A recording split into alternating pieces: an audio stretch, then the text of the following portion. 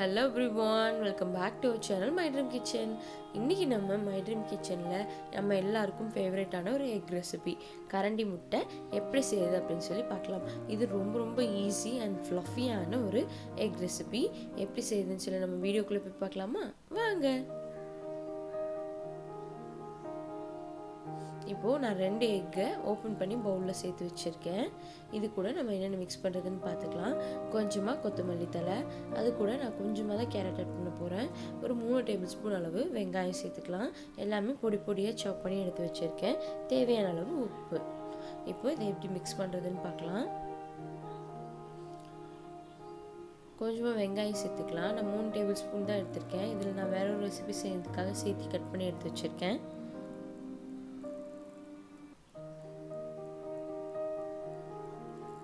இப்போ 1 டேபிள்ஸ்பூன் அளவு carrot cut பண்ணி சேர்த்தது. இப்போ எடுத்து வச்சிருக்க கொத்தமல்லி தழையும் சேர்த்துக்கலாம்.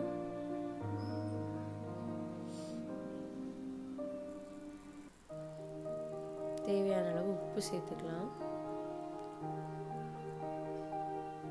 2 எக்ல நமக்கு 4 முட்டை கிடைக்கும். அதை நான் ஒன்று ஆல்ரெடி உங்களுக்கு வீடியோவில் காமிக்கிறதுக்கு முன்னாடியே சாப்பிட்டுட்டேன். நல்லா மிக்ஸ் பண்ணி விட்டு எடுத்துக்கலாம். ஒரு 1/4 டீஸ்பூன் அளவு மிளகாய்த்தூள், குருமிளகுத்தூள் நல்லா மிக்ஸ் பண்ணி விட்டுருங்க. ஃபுல்லாக எல்லா பக்கமும் எக்கோட எல்லோ யோக் உடஞ்சி நல்லா எல்லோ கலரில் வர மாதிரி மிக்ஸ் பண்ணி விட்டு எடுத்துருங்க.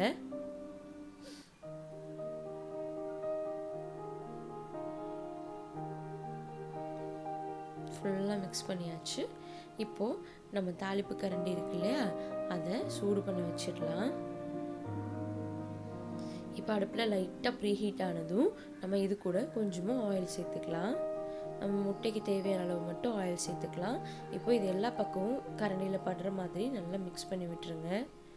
இந்த மாதிரி குழிக்கரண்டியில் செய்யும்போது எக் ரொம்ப ஃப்ளஃபியாக நல்லா புஷ்ஷுன்னு வரும். ரொம்ப கம்மியான எக்கு நம்ம இதில் சேர்த்துக்கிட்டா போதும். இதில் மொத்தமாக நான் ஒரு 1/2 எக் தான் சேர்த்துருப்பேன்.